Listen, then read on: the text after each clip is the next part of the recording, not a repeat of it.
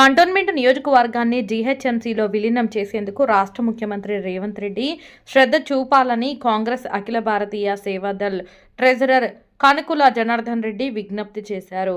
కంటోన్మెంట్లోని ఆయన కార్యాలయంలో విలేకరులతో మాట్లాడుతూ రాష్ట్ర ముఖ్యమంత్రి రేవంత్ రెడ్డి హైదరాబాద్ నగరాన్ని 3 విభాగాలుగా చేసి పాలనా సౌలభ్యం కలిగించారని, అదేవిధంగా కంటోన్మెంట్ని కూడా జీహెచ్ఎంసీలో విలీనం చేసేందుకు కృషి చేయాలని కోరారు. కంటోన్మెంట్లో ఎన్నో సమస్యలు ఉన్నాయని, వాటికి జీహెచ్ఎంసీలో విలీనం చేస్తేనే న్యాయం చేకూర్చుతుందని ఆశాభావాన్ని వ్యక్తం చేశారు.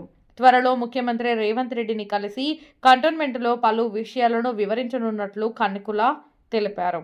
రాష్ట్ర ప్రభుత్వం ఆధ్వర్యంలో కేంద్ర ప్రభుత్వాన్ని ఒప్పించి ఈ విలీనం ప్రక్రియను వేగవంతం చేయాలని కోరారు. భక్తులు కానీ ఇలా శివరాత్రి శివుడు లోకానికి అధిపతిలా శివుడు, అటువంటి పండగ ఈరోజు మనం చేసుకుంటున్నాము. ఉపవాసం ఉండి ప్రజలందరికీ శుభాకాంక్షలు తెలుపుతూ నేను ఆల్ ఇండియా కాంగ్రెస్ సేవాదళ్ ట్రెజరర్ను, ఎక్స్ఎమ్మెల్సీ కంటోన్మెంట్ వైస్ ప్రెసిడెంటు, కంటోన్మెంట్ నివాసిగా ఒక ఎక్స్ ఎమ్మెల్సీగా ఒక అనుభవం కలిగినటువంటి రాజకీయ నేతగా మీరు కంటోన్మెంట్లో ఈ మధ్యన విలీనమైన పెద్ద ఎత్తున చర్చ జరుగుతుంది సార్. దాని మీద మీ అభిప్రాయం చెప్పండి సార్. మీరు మంచి క్వశ్చన్ అడిగినారు. ఇది ఏదైతే దేశానికి స్వాతంత్రం వచ్చినా కంటోన్మెంట్కి ఇంకా స్వాతంత్రం రానట్టే కనపడుతున్నది. ఎందుకంటే అసలు అప్పుడు ఆంగ్లేయులు పెట్టింది కంటోన్మెంట్ ఒక ప్రైవేట్ కంపెనీ లాగా పెట్టిండ్రు, ఒక కాంట్రాక్టర్ లాగా పెట్టిండ్రు. దాన్ని ఇప్పుడు రాను రాను స్వాతంత్రం వచ్చినాక 2006లో మున్సిపాలిటీలో మర్జీ చేసినట్టుగా మున్సిపాలిటీగా తయారు చేసిండ్రు. అప్పుడు ఉన్న ప్రభుత్వము కాంగ్రెస్లో ఉన్నది కానీ, లేకపోతే బ్రిటిష్ వాళ్ళు ఉన్న ప్రభుత్వము మన దేశానికి స్వాతంత్రం వచ్చినాక కూడా కంటోన్మెంట్ అంటే ఒక వాల్యూ, కంటోన్మెంట్ ప్రజలను ఒక వాల్యూగా చూస్తుండే. ఇప్పుడు అది 2006 42 అమెండ్మెంట్ యాక్ట్ అయినాక ఇక్కడ మున్సిపాలిటీ అయితే లేదు, అక్కడ డిఫెన్స్ వాళ్ళు చూస్తలేరు. ఏదో ఒక బ్రిడ్జ్ లాగా దాని మీదకి వెళ్ళి నడవడం అన్నట్టుగా అవుతుంది. మొన్నటిదాకా మరి శ్రీ గణేష్ గారు ఎమ్మెల్యేగా ఉండి మాకు తెలుసు ఇది. ఎందుకంటే కంటోన్మెంట్ పుట్టి పెరిగి ఇలా 80 సంవత్సరాల నుంచి నేను కంటోన్మెంట్ మెంబర్గా వైస్ ప్రెసిడెంట్గా పనిచేసినాను. ఆ రోజు ఉన్న విలువలు, ఆ రోజున్న ప్రజలను అనుసరించి ప్రజలకు మేలు జరిగేది. సివిక్ కమ్యూనిటీస్ కూడా ఏం చేయడం లేదు. ఇప్పుడు దేశంలో ఇప్పుడు సెంట్రల్ కానీ స్టేట్ కానీ యాక్ట్ చేంజ్ అయినాక కూడా ఈరోజు మరి చీఫ్ మినిస్టర్ గారు రేవంత్ రెడ్డి గారు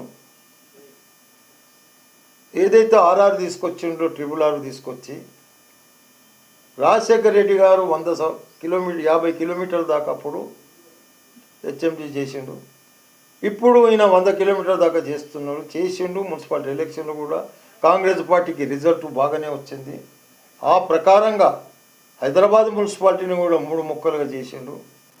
మరి అందరూ ఒకటిగా పెద్దగా ఉండాలనుకుంటే మరి చిన్న కుటుంబమే చింతలేని కుటుంబంలాగా చీఫ్ మినిస్టర్ చేస్తూ ఉన్నాడు. చాలా సంతోషకరమైన విషయం. అందులో ఒక్కటి ఏదో గురిగింజ ఎర్రగుంటే దాని కింద నల్లగుంటుంది అన్నట్టుగా కంటోన్మెంట్ ఒకటి వదిలిపెట్టేసి రాజ్యాంగ పద్ధతిగా అమెండ్మెంట్ యాక్ట్ వచ్చినాక మున్సిపల్ యాక్ట్ సగము, డిఫెన్స్ యాక్ట్ సగం తెచ్చి ప్రజలను ఉద్దేశించి ఎవరు దీనికి సహకారం కానీ అభివృద్ధి కానీ దీని డెవలప్మెంట్కు ఎవరు పూనుకుంటలేరు. నా స్టేట్ గవర్నమెంట్ పూనుకుంటలేదు, నా సెంట్రల్ గవర్నమెంట్. ఇది ఒక రాయల్ ఫ్యామిలీ లాగా ఆఫీస్ పెట్టుకొని కంటోన్మెంట్ బోర్డు అనేది ఒకటి ఏదైతే పెద్ద కాంట్రాక్టర్లు ఆ కాంట్రాక్టర్ లాగా వాళ్ళు దీని మీద ఆధిపత్యం నడిపిస్తూ ఇటు మున్సిపాలిటీకి లేదు, అటు డిఫెన్స్కు లేకుండా. ఎందుకంటే డిఫెన్స్ ల్యాండ్స్, డిఫెన్స్ వ్యవహారం అలాగుంటుంది. సివిల్ ల్యాండ్స్ 400 కాలనీలు, 4 లక్షల మంది ఓటర్లు. అప్పుడు 20,000 మంది ఉంటే ఎక్కువైపోయింది ఎమ్మెల్యేకు. ఈరోజు 4 లక్షల మంది వచ్చిండ్రు. వాళ్ళకేం అభివృద్ధి చెందలేదు. మరి చీఫ్ మినిస్టర్ గారిని కోరేది ఒక్కటే, ప్రతిసారి ఢిల్లీకి పోతూ ఉన్నాడు, వస్తూ ఉన్నాడు. ఇంత హైదరాబాద్ డెవలప్మెంట్కు ఆయన నాంది పలికి మరి కంటోన్మెంట్ను కూడా ఏ విషయంలోనన్నా కూడా ఆయన అభివృద్ధి చెందేందుకు విలీనం చేస్తే బాగుంటుంది. ఎమ్మెల్యే కూడా మేము కూడా అందరం కూడా సపోర్ట్ చేస్తున్నాము. ఒక్కటి గమనించదగిన విషయము, స్టేట్ గవర్నమెంట్ ప్రతిదానికి సెంట్రల్ మీద ఆధారపడి కాదు, స్టేట్ గవర్నమెంట్ వాటర్ కానీ, ఎలక్ట్రిసిటీ కానీ, నీకు రోడ్లు కానీ, ఏదే కానీ నీకు 90% రిజిస్ట్రేషన్ ఫీజుతో సహా మొత్తం సెంట్రల్ గవర్నమెంట్ కలెక్ట్ చేసి, స్టేట్ గవర్నమెంట్ కలెక్ట్ చేసి స్టేట్ గవర్నమెంట్ ప్రొవైడ్ చేస్తుంది ప్రజలకు. మరి ఇన్ని చేసినప్పుడు మరి కొన్ని ఏరియాలలో ఓటు హక్కు లేదు. మరి ఒక దగ్గరనేమో స్టేట్కు ఓటు హక్కు ఉంటుంది, సెంట్రల్కు ఓటు హక్కు లేదు. మరి నివసించే ప్రజలు వాళ్ళని ఉద్దేశించి మరి నేను ఒక వినతి నాది ఏం కదంటే రిక్వెస్టు, ముఖ్యమంత్రి గారు చొరవ తీసుకొని ఇది నేను కాంగ్రెస్ పార్టీ కానీ మరి ఒక మాట ఇంతకుముందు బీఆర్ఎస్ ఉన్నా కానీ టీఆర్ఎస్ ఉన్నా కొంత మట్టుకు వాళ్ళు పరిశీలి చేసినారు, దాన్ని మళ్ళీ వదిలేసినట్టుగా కనబడుతున్నది. మరి ఈరోజు కాంగ్రెస్ గవర్నమెంట్, అందరం కాంగ్రెస్ కాబట్టి మనము బీజేపీ వాళ్ళు ఢిల్లీ నుంచి మున్సిపల్ ఏదైతే యాక్ట్ తెచ్చిండ్రో దాని ప్రకారంగా మనం మున్సిపల్లో కలిపితే ఈ 100 కిలోమీటర్ల దూరం నుంచి 100 కిలోమీటర్ల వాళ్ళకందరికీ ఇందిరా మైండ్లు వస్తున్నాయి, సివిక్ కమ్యూనిటీ వస్తున్నాయి, అన్ని భరోసా వస్తున్నది. కానీ ఈడ ఒక్కదానికే ట్యాక్స్ కానీ డెవలప్మెంట్ కానీ ఏది కాకుండా ప్రజలను చాలా మట్టుకు ఏ విధంగానైతే నరకంలాగా స్వాతంత్రం దేశానికి వచ్చి 77 సంవత్సరాలైనా ఈరోజు కంటోన్మెంట్కు స్వాతంత్రం రాలేదన్నట్టుగా కూడా అందరి అభిప్రాయం ప్రజలది. నేను కూడా కంటోన్మెంట్ నివాసిని, నేను కంటోన్మెంట్ని పుట్టి పెరిగి 80 సంవత్సరాల దాకా మాకు మరి కంటోన్మెంట్ పాలించిన వాళ్ళము, మరి స్టేట్ గవర్నమెంట్ ఎమ్మెల్సీ అయిన వాళ్ళము, ఇలా సెంట్రల్ గవర్నమెంట్ కూడా ఇలా పార్టీ తరఫు నుంచి కూడా నేను ఒక ఏదైతే పార్టీ కార్యక్రమాలు చేసుకుంటూ ప్రజలను చూసుకుంటూ కూడా ఈడ ఉన్న కంటోన్మెంట్కు న్యాయం చేయాలి, కంటోన్మెంట్ నివసించే ప్రజలకు.